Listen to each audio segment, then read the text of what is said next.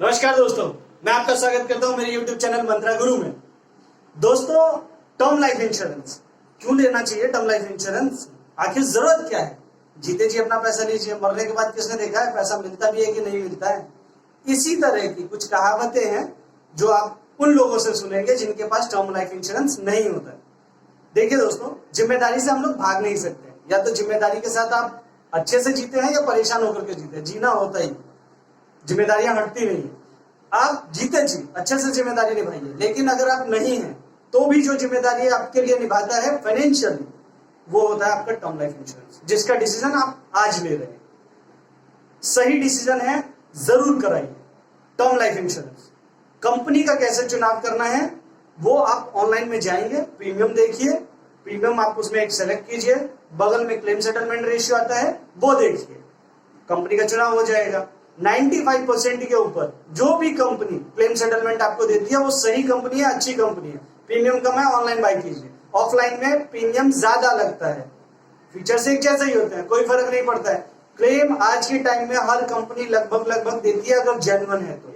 देखिए, ये किसी तरह की इनकम नहीं है, तो आपकी लायबिलिटी को जो कवर करता है वही लाइफ इंश्योरेंस होता है। यदि आप फिट एंड फाइन रहते हैं तो आप अपने जीवन बहुत अच्छे से अपनी फैमिली को डेडिकेट करके उनके लिए बहुत कुछ कर सकते हैं अपनी लाइफ में। लेकिन यदि सब कुछ हमारे हिसाब से नहीं चल रहा और अनफॉर्चुनेट इवेंट में अगर कोई डेथ सिनेरियो सामने आता है तो फिर आपकी फैमिली को एक वेल्थ की रिक्वायरमेंट होगी। उस वेल्थ की प्लानिंग आप करके जा रहे हैं, यही होता है टर्म लाइफ इंश्योरेंस बाय करने का पर्पस। दोस्तों, टर्म लाइफ इंश्योरेंस के लिए जो सम एश्योर्ड कैलकुलेट होता है वो आपके एज से आपकी रिटायरमेंट एज तक की लायबिलिटी कैलकुलेट कर लीजिए। वो सम जो होता है उसको ह्यूमन लाइफ वैल्यू बोलते हैं, वही आपका सम एश्योर्ड होता है खरीदने के लिए। एग्जांपल के तौर पे लेते हैं, आपकी 10 लाख पर एनम इनकम है, अगले 60 साल तक आप कमाने वाले हैं। अभी करंट एज आपकी 30 इयर्स पकड़ते हैं, तो अगले 30 सालों में अगर हम एक सिंपल स्टैंडर्ड फॉर्मूला ले लें, 10 लाख के हिसाब से 30 सालों का होता है 3 करोड़ रुपए। तो 3 करोड़ तक के लिए आप इलिजिबल हो जाते हैं टर्म लाइफ इंश्योरेंस के लिए। बट कैच यहां पे आता है कि आपको 20 या 25 टाइम्स ही मैक्सिमम कंपनी देती है, तो या तो आपको 2 करोड़ देगी या 2 करोड़ 50 लाख रुपए देगी। अब आपकी लायबिलिटी कितनी है? एग्जाम्पल के तौर पे हो सकता है 10 लाख आपके पूरे खर्चे ना हो, इसमें आप कुछ सेव भी कर रहे हो। तो यदि आपका होम लोन है, पर्सनल लोन है, कार लोन है, बाकी एजुकेशन लोन वगैरह, आपके जो भी एक्सपेंसेस है, प्लस आपका मंथली एक्सपेंसेस, इन सबको आप कैलकुलेट कर लीजिए अगले 30 सालों के लिए, और जितनी भी आपकी आज के डेट पे करंट इन्वेस्टमेंट है वो आप माइनस कर दीजिए। ये जो होता है वो आपका लायबिलिटी होता है अगले 30 सालों के लिए। इतने के लिए आपको टर्म इंश्योरेंस बाय करना चाहिए। एक थंब रूल के हिसाब से मैं आपको अगर ले लूं तो आपकी इनकम का 20 टाइम्स आपको टर्म लाइफ इंश्योरेंस बाय करना चाहिए। आपकी इनकम का 20 टाइम्स आपको लाइफ इंश्योरेंस बाय करना चाहिए। देखिए दोस्तों, टर्म इंश्योरेंस में राइडर्स भी बहुत सारे होते हैं, इनमें से बाकी राइडर्स के ऊपर आपको ध्यान नहीं देना है। देखिए, ज्यादा डीप में मत जाइए, जितना डीप में जाएंगे उलझ जाएगा। इंश्योरेंस 5 मिनट के वीडियो में आपको पूरी तरह से समझने वाला नहीं है, तो कुछ बुलेट पॉइंट्स होते हैं वही आप ध्यान में रखिए। एक, आपको कंपनी का क्लेम सेटलमेंट रेशियो देखना है। दूसरा, उसका प्रीमियम बहुत ज्यादा हाई नहीं होना चाहिए। तीसरा, उसमें कुछ ऐसा एक्सक्लूजन नहीं होना चाहिए जिसकी वजह से कल को आपका क्लेम रिजेक्ट हो सकता है। इन 3 चीजों का ध्यान रख करके आप किसी भी कंपनी से टर्म लाइफ इंश्योरेंस बाय कर सकते हैं। इसमें आपको राइडर ऐड करना है कि नहीं करना है? दोस्तों, वैसे आप जो भी चाहें, यदि आपको इंश्योरेंस की नॉलेज है तो आप अपने हिसाब से राइडर ऐड कर सकते हैं। बट अकॉर्डिंग टू मी, आपको सिर्फ एक राइडर लेना चाहिए, accidental death benefit rider, ADBR बोलते हैं उसे। एक्सीडेंटल डेथ बेनिफिट राइडर अगर आपने उसमें ऐड कर लिया है तो अलग से आपको किसी भी राइडर की कोई जरूरत नहीं है।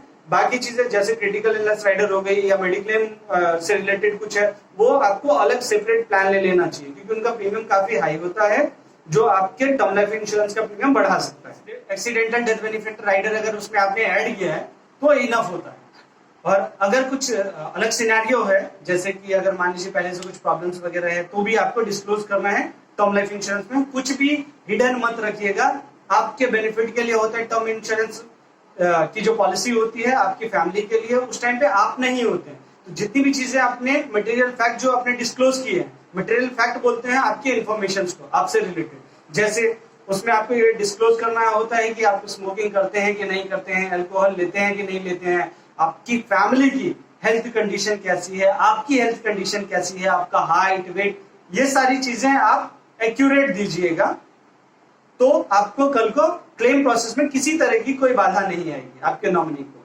प्लस दोस्तों उसमें आपको एक चीज का और ध्यान देना है कि आपको अपनी पॉलिसी डीमटेरियलाइज करनी है, डीमेट फॉर्मेट में आपकी पॉलिसी को कन्वर्ट करा लेना है, ताकि कल को अगर आपका फिजिकल फॉर्म में बॉन्ड ना मिले, तो अगर आपकी पॉलिसी में कल को कुछ चेंजेस करने रहे, कुछ एडिट करना रहा, या आपके नॉमिनी को किसी तरह का उसमें कुछ फेरबदल करना रहा या क्लेम प्रोसेस करना रहा, तो इन सब चीजों के लिए फिजिकल फॉर्मेट में आपकी पॉलिसी बॉन्डिंग पेपर की आवश्यकता नहीं होगी, यदि आपने उसको डीमटेरियलाइज करके रखा है तो।